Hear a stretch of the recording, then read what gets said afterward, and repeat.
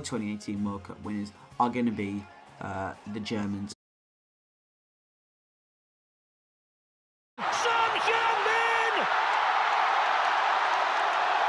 South Korean euphoria, it won't keep them in, but it'll put them in the history books. The first team to knock Germany out of the first phase since 1938. France. FIFA agree with you guys. They think France are going to win the 2018 World Cup. That France would win the World Cup. 60% are backing France to win the World Cup. So you guys, the Cobblers Vlog subscribers on Twitter, think that France will be the 2018 World Cup champion. And France are world champions.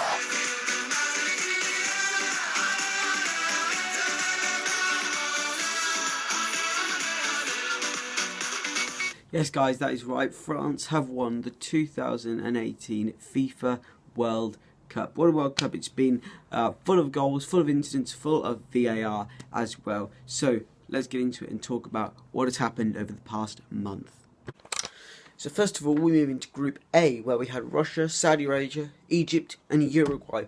And the World Cup started with a fantastic 5-0 Russian win. Russia 5, Saudi Arabia 0. Surely Russia were going to do well in this World Cup. Also, Uruguay got off to a good start with 3 points against Egypt. Russia won again, unbelievable. 3-1 this time against Mo Salah's Egypt. So surely Russia were on course to do well. They then lost their final game 3-0 to Uruguay. Group B then started fantastically between Portugal, Spain, Iran and Morocco. It started off with a 3-3 draw between Portugal and Spain. What again, that was 2 of the goals of the tournament in that game, in terms of Ronaldo's free kick and Nacho's volley. Then the rest of the games were fairly closely contested, 1-0 against Morocco and Iran.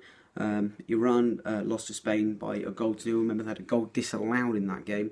Iran and Portugal drew 1-0, and Spain and Morocco drew 2-2. So Iran were actually, remember, quite close to getting through and getting out of the group stage. Group B wasn't a bad group either. It contained champions France, who were awful in the group stage. Let's be honest, they were awful in the group stage. They just about beat Australia 2-1, again through a VAR decision. They beat Peru 1-0, and they also drew a 0-0 to Denmark. So France only really turned it on in the knockout stages, were good in the group stages. Australia and Peru left the competition, having Peru probably been one of the better teams in the group in terms of the way they played, but they just couldn't find that end product, and which meant France and Denmark progressed through to the round of 16. Now, originally I thought Group D was going to be quite an interesting group containing Argentina, Iceland, Croatia and Nigeria, and it turned out to be probably one of the most boring groups of the competition. We had a good start with Iceland against Argentina. First 25 minutes, well, that was good, but then the rest of it pretty poor. Croatia, Nigeria, Croatia getting a 2-0 win. It was probably one of the worst games of football I ever watched, along with Nigeria v Iceland, when Nigeria got a 2-0 win there. But Group D I found quite boring to watch, really. Nigeria versus Argentina was also quite boring, ending in a 2-1 win for Argentina, and Iceland getting knocked out after them losing to Argentina. Argentina weren't as good as they should have been in Group D. We then move on to Group E, which I thought, again, it was going to be a great group. It was in Costa Rica, Serbia, Brazil and Switzerland, but it wasn't really. Switzerland and Brazil had a great 1-1 draw to open the group, but otherwise a fairly routine group for Brazil. 2-0 wins against Costa Rica, as well as a 2-0 win against Serbia, and Switzerland with the team that followed Brazil in second through to the round of 16. Group F was probably the most interesting group of the tournament, actually, with Germany, Mexico, Sweden and South Korea, with Mexico picking up that 1-0 opening game win against Germany. That was a fantastic game to watch, wasn't it? Sweden then won against South Korea by 1-0. But the talking points come towards the end of the group, where Germany did beat Sweden by 2-1, but in their last game they lost 2-0 to South Korea, with Mexico losing 3-0, which meant that Mexico and Sweden went through from that group, and Germany were knocked out for the first time in since 1938, I think it was, something ridiculous like that.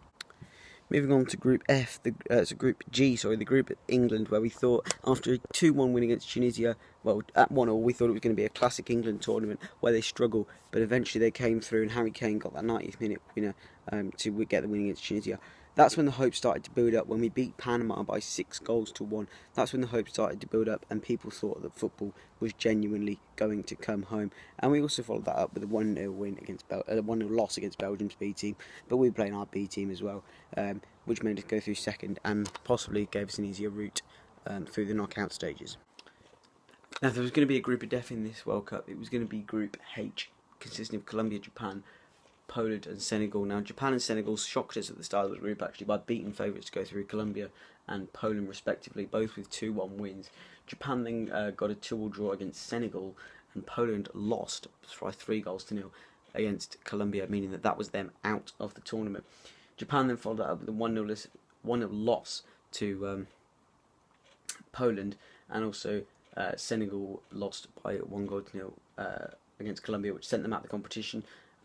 Which means Japan and Colombia proceeded through to the round of 16. And the round of 16 ended up with 25 goals and 3 penalty shootouts in Croatia versus Denmark, Spain versus Russia, and Colombia against England.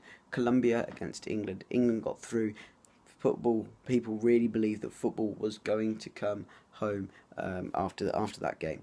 The major shock in the game of that round was France 4, Argentina 3, but the major shock was the fact that Portugal went out against Uruguay, and that Russia beat the hosts. Russia beat Spain on penalties after a 1-1 draw. That was probably the biggest shock of that round. And then obviously Japan, they were 2-0 up against Belgium, of course. They somehow lost that by 3-2. Nasser Chadli, pundit, saying that's probably one of the goals of the tournament. Not too sure about that. The probably worst game was the Sweden-Switzerland one. That was a pretty dire game. The rest of them were quite good, where Sweden got through and then played England. After exciting round of 16, what was the quarterfinals going to throw at us? Well, not much is the answer. Uruguay lost to France 2-0. Belgium somehow shocked us, even though they weren't favourites. It was still a good game. They shocked us and beat Brazil by 2-1. England got through to the semi-final. People really started to believe here in England that it was coming home. And then you have Russia, the hosts, leaving the competition with a penalty shootout loss against Croatia.